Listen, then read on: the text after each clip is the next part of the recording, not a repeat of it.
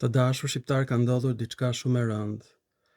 Arkeologu i shquar Neritan Ceka ka dalë në emisionin Dritare dhe ka deklaruar që familja e tij ka marrë $6 milion ndihma për të zbuluar qytetet greke të Apollonisë, Bylisit dhe Nikaias.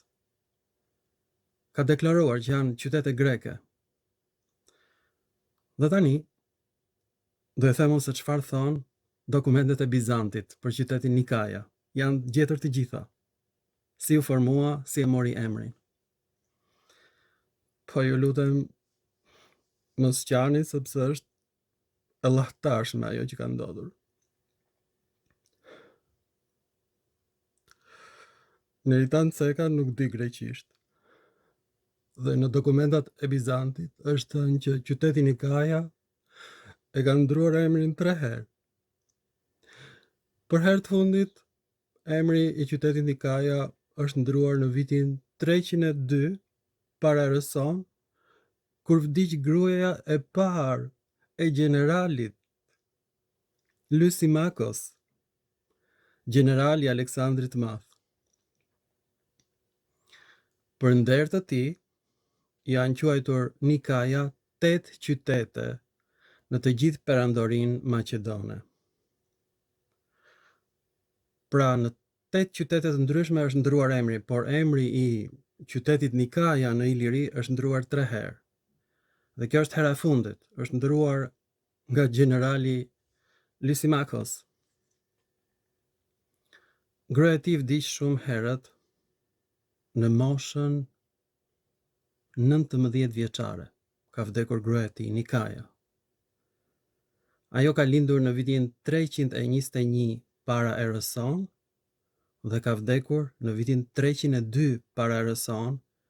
Ka qenë humbja më e madhe këtij generali dhe i shkaktoi atij një dhimbje të tmerrshme shpirtërore, sepse ishte shumë e bukur dhe shumë e re. Dhe bustët e saj janë kudo, me emrin Nikaia, në çdo qytet. Dhe të thuash që Iliria është Greqi sepse një general maqedon ndron emrin e gruas së tij në Nikaia? Po kjo është e tmerrshme. Dihet në saktësi sa fëmijë ka patur Nikaia. Ka patur një djalë, Agathokles.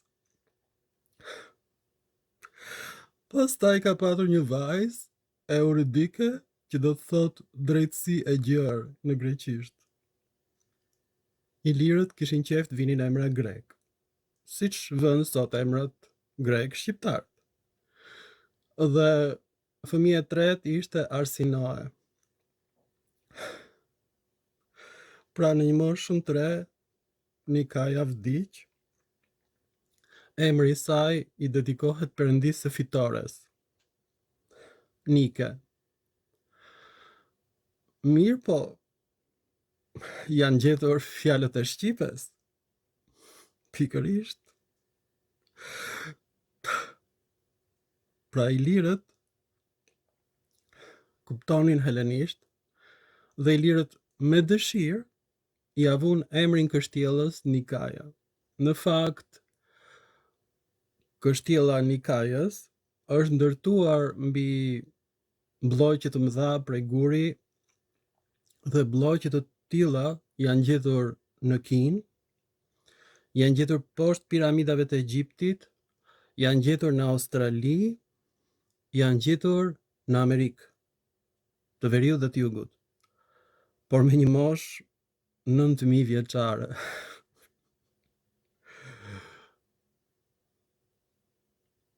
Këto janë kështjella me një gjerësi të paktën 4 metra, me gur gjigant. Ky është një qytetërim që është zhdukur. Dhe në Turqi është zbuluar një qytet i plot në një kodër me një moshë 9000 vjeçare. Jo vetëm kaq, por statujat e këtij qyteti të gjetur në Turqi ngjajnë me kafshë të zhdukura. Kafshë të periudhës së akullnajeve. Pra, kështjella e Nikajës dhe kështjella e Bylisit janë kështjella shumë më të lashta, mbi të cilat janë ndërtuar me gur më të vegjël kështjella të tjera. E njëjta histori është në Butrind dhe e njëjta histori është në kështjellën e Daorsëve në Bosnjë. Mbi kështjellat më të lashta me gur ciklopik janë ngritur mure më të holla nga kolonistët helen. Ne I quajmë kolonistë helen për shkak se këto qytete kanë emra helen, por në fakt emri Nikajas është ndëruar shumë vonë, në vitin 300 para Rëson, me vdekjen e gruas së generalit Lysimachos.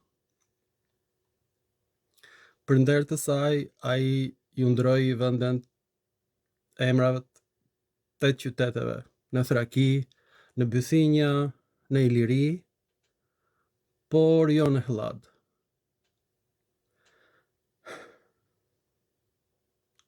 Të thuash që Shqipëria është Greqi sepse Lysimakos ndëron emrin e kështjellës, është një lloj si thuash që Shqipëria është Gjermani sepse ne kemi vënë emrin sheshi Strauss për nder të kancelarit gjerman.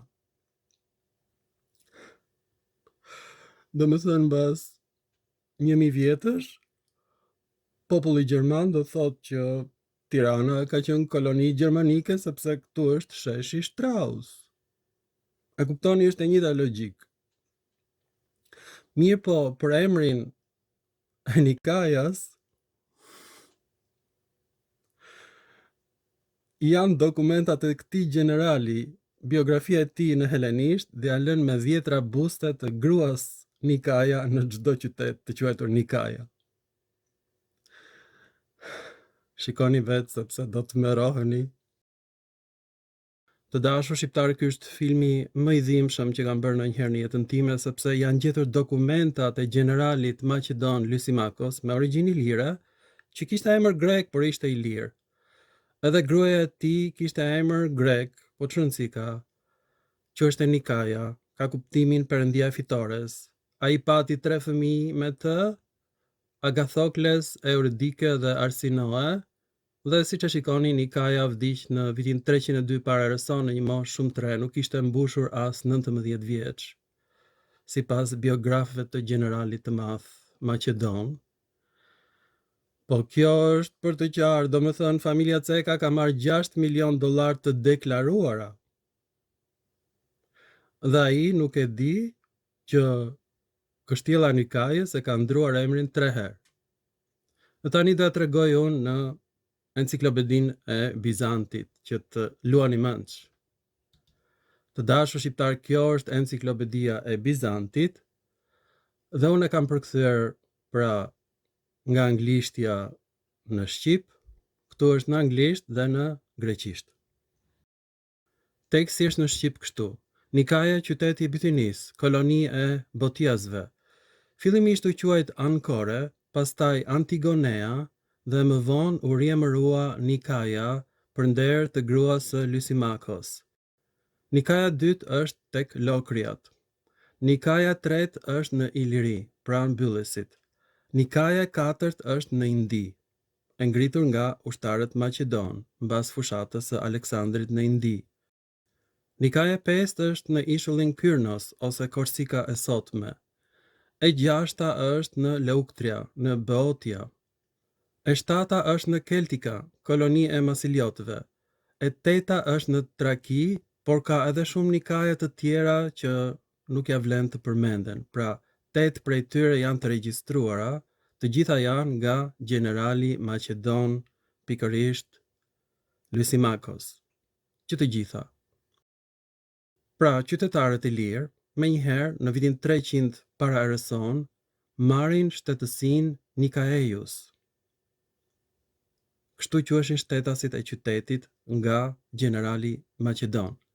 Pra, ky ndryshim ka ndodhur shumë vonë, ndërkohë që kështjella e ngritur në Nikaja dhe kështjella e ngritur në Bylis janë bërë me gur ciklopik të gjetura në Kinë, të gjetura në Australi, të gjetura në Britaninë e Madhe, janë mure të veçanta me një trashësi 4 metra, të cilat janë ndërtuar për të përballuar një sulm atomik të dashur shqiptar. Kjo është për të lutur menç. Muret e byllesit janë 3.5 metra dhe vende 4 metra të gjera.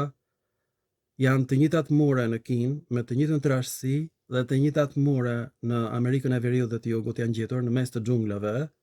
Janë gjetur në Australi mure të tilla me një trashësi deri në 5 metra, të ngritura për të përballuar një sulm atomik. Në vitet 9000 para erës sonë, sipas izotopeve të karbonit. Dhe një qytet i ngjashëm, sipas izotopeve të karbonit, është gjetur në Turqi, qytet indo-europian me një moshë 9000 vjeçare dhe statujat janë përbindësha, që ne mendonim se ishin përbindësha, por ne kemi gjetur skeletet e kafshëve prehistorike, që u zhduken mbas zhdukjes së akullnajave. Janë pikërisht në këtë qytet, në Turqi. Si të gjalla duken këta përbindësha. Kjo është për te imagjinatës njerëzore. Pra, kështjellat e Bylisit, Nikajas, Butrintit thjesht kanë ndruar emrat. Dhe si rashun në këtë ide të jashtëzakonshme, unë kisha lexuar rubrikën e plot, enciklopedinë e Stefanusit të Bizantit, por e kisha lexuar përciptazi. Mirë po, kushërinjtë e mi më thonë mua, si bën ti fjalorin e gjuhëve indo-europiane, si guxon ti, në qoftë se ti nuk lexon Homerin në origjinal, në greqisht. Dhe po u thash natyre, Homerin se kuptojnë as vetë grekët, sepse është shkruar në dialektin jonik, ishte gjuhë veçantë, që ndryshon nga greqishtja e sotme, saq ndryshon latinishtja nga spanjishtja. Jo italishtja, por latinishtja nga spanjishtja. Kaq është ndryshimi i madh. Megjithse kanë origjinë nga latinishtja, italishtja, spanjishtja, frëngjishtja, ndryshimi është dhe kohor, por edhe si burimor. Kaq shumë ndryshon gjuha e Homerit. Është e shekullit të 8 para erës sonë dhe është zhdukur në shekullin e 7 para erës sonë, gjuha e dialektit jonik, për shkak se këto koloni helene u rrafshuan me tokën nga perandoria asiriane. Nuk është gjetur populli jonik. Dhe duke përpikur të bind kushërinjtë e mi, vendosa ta lexoj Homerin në origjinal dhe kam gjetur origjinën e Dardanëve. Trojanët i thonin vetes Dardan. E kuptoni apo jo? Pra qyteti është me T, bashkëngëllore të pazëshme, ndërsa me D e quanin veten qytetarët, Dardan. Dhe është gjetur një tjetër poem e shkurtuar ku thuhet do këndoj për Dardanin, për Trojan. Kështu fillon poema e vërtetë e Homerit, dhe nuk është poema e Homerit, po është poema e Homerëve. Homerët ishin pengje, ilire. Fjala Homer do thot peng në gjuhën greke. Erdhi pengu, bëri pengu poemën e pengut. A kuptoni, është emër i përgjithshëm. Emrat e përgjithshëm helen bëhen emra të veçantë në ilirisht. Një lloj si Aulon, ngushtic, është emër i përgjithshëm. Dyrachion, shkëmbi keq. Lisos, shkëmbi rumbullakët. Janë fjalë të përgjithshme në greqisht. Po shkoni himar. Drumades, dërmiu, vjen nga fjala druma, pyet. Vuno, vjen nga fjala bonos, mal. Qeparo, vjen nga fjala kopësht në helenisht, do më thënë helenet qeshin me në fjalët e përgjithshme në helenisht janë bërë fjalë të veçanta në shqip. Edhe emri peng, Homer, është bërë emri veçantë në ilirisht. Pra duke u nisur nga poemat e Homerit dhe përdorimi i fjalës Dardan pozitiv trojan, por në helenisht ka marrë kuptim të keq, ka marrë kuptimin dora e majt, perëndimi i diellit dhe pastaj marrë kuptimin dora e asaj që fshin ujët e trash në gjuhën greke. Pra Dardan në greqishtën e vonë ka marrë kuptim negativ, por në gjuhën e Homerit ka qenë pozitive, trojan. Dhe kështu duke lexuar në origjinal poemën e Homerit, pastaj fillova të lexoj në origjinal çdo gjë greke dhe pastaj dhe pikërisht enciklopedinë e Bizantit në origjinal. Dhe fillova të lexoj që emrat e qyteteve janë ndruar disa herë, madje janë vënë dhe datat kur janë ndruar. Dhe emri i Nikaias është ndruar për het fundit në shekullin e 3 para Erson, kur vdiq gruaja e generalit Lysimakos, Nikaia, dhe kështu e ka marrë emrin e qytetit. Një lloj siç kemi vënë ne sheshi Strauss ose bulevardi Berlusconi për nder të kryeministrit italian që nuk është më. E tani do dalin italianët dhe do thonë që Shqipëria është Itali, sepse ne kemi dhënë emrin bulevardi Berlusconi. Diçka e tillë ka ndodhur me të gjitha emrat e qyteteve ilire. Janë vënë më vonë këta emra, por kështjellat ka qenë më të lashta, të paktën që nga vitet 1200 para Erëson, këto kështjella. Të ndërtuara mbi kështjella akoma më të lashta me gur ciklopik. Prandaj, përfundimisht, të gjithë emrat e qyteteve helene në Shqipëri janë vendosur shumë vonë. Madje emri Durrësit është përkthim i latinishtes damnao, që do thotë i mallkuar. Dhe në helenisht është dys rakion, do më thënë shkëmbi i keq, ose batica e keqja. Pra, do gjej unë tani, e kuptova se çfarë ka ndodhur, po, në fakt, kur e kuptova me të vërtet, është gjetur, dhe do t'rregoj në një film tjetër, në Egjipt, në shkretë të tir, një mbishkrim i një iliri Dalmatus. Ju betohem. I cili shkruan në helenisht emrin e tij ilir dhe emrin e perëndis në ilirisht. Por shkruan në greqisht, por në muret e një qyteti egjiptian të ngritur që në vitet 1500 para Erëson, po këta ishin ushtarë që pushtuan Egjiptin, trupat e Aleksandrit të Madh. Dhe ai shkruan aty ky ilir me mbiemrin Dalmatus, një mbishkrim për perëndin që ishte egjiptiane dhe ai e përkthen këtë në ilirisht. Do ta shikojmë këtë film, do çmendeni. Dhe ai emëron këtë perëndi në ilirisht, po kishte emër tjetër në gjuhën egjiptiane, gjuhë semite. Dhe është paralel në gjuhën egjiptiane emri dhe mbishkrimi është në helenisht. Pra, çfarë kanë bërë helenët? Kanë bërë zgaravina si halabak në një stadium që me boj lë shenjat e tij, edhe ky ilir me emrin Dalmatus, do habiteni kur ta shikoni, ka vënë pikërisht këtë mbishkrim, por aty nga shekulli 3 para Erëson, pra trupat e Aleksandrit të Madh pushtojnë Egjiptin. Ndërkohë që kjo ndërtesë është sipas izotopeve të karbonit, të paktën 1500 vjet para Erëson, me perëndi semite. Këtë gjë kanë bërë dhe në Iliri. Këtë sistem. Në kështjella më të vjetra, thjesht kanë bërë grafiti, zgaravina në helenisht. Pra, më në fund e kuptova, sipas dokumenteve të Bizantit, emri i qytetit është ndruar 3 herë, dhe sipas gjërave të ngjashme që kanë ndodhur në Egjipt, që shkojnë ushtarët maqedon dhe shkruajnë në greqisht emrin e një perëndie, në ilirisht ose greqisht. Pra kështjellat janë ilire, por thjesht janë ndruar emrat. E kuptoni apo jo? Por kjo nuk e bën greke. Absolutisht fare. Tani, ku e kemi parë këtë veti të grekëve? Grekët shkojnë dhe na marrin ne kishën ortodokse. Parasive tanë. Varrosin pikërisht kryepeshkopin grek në tokë shqiptar dhe e quajnë tokë greke. Parasive tanë. Tashi që po bëjmë këtë film, ka ndodhur kjo. 1 milion shqiptar në Greqi janë bërë grek, me dokumenta. Mbas disa vjetësh ata quhen grek, thuaj çfarë duash ti që je shqiptar. Janë vendosur varre të ushtarëve grek, por nuk janë grek. Janë gjetur fëmijë të vegjël në këto varre, shqiptar të zhvarrosur nga fshatra të ndryshme dhe të varrosur si ushtar grek. Fëmijë të vegjël si ushtar grek. Kjo është krim kundër njerëzimit. Këtë bëjnë grekët sot.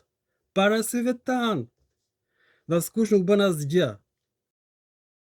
Na kanë marrë Butrintin, Sarandën, Finiqin, Gjirokastrën, Himarën, Vlorën. Parasive tanë kanë marrë partinë e opozitës dhe partinë në pushtet. Parasive tanë kanë futur njerëzit e tyre kudo. Ministri i Mbrojtjes është grek në këtë moment që po bëjmë këtë film. Parasive tanë.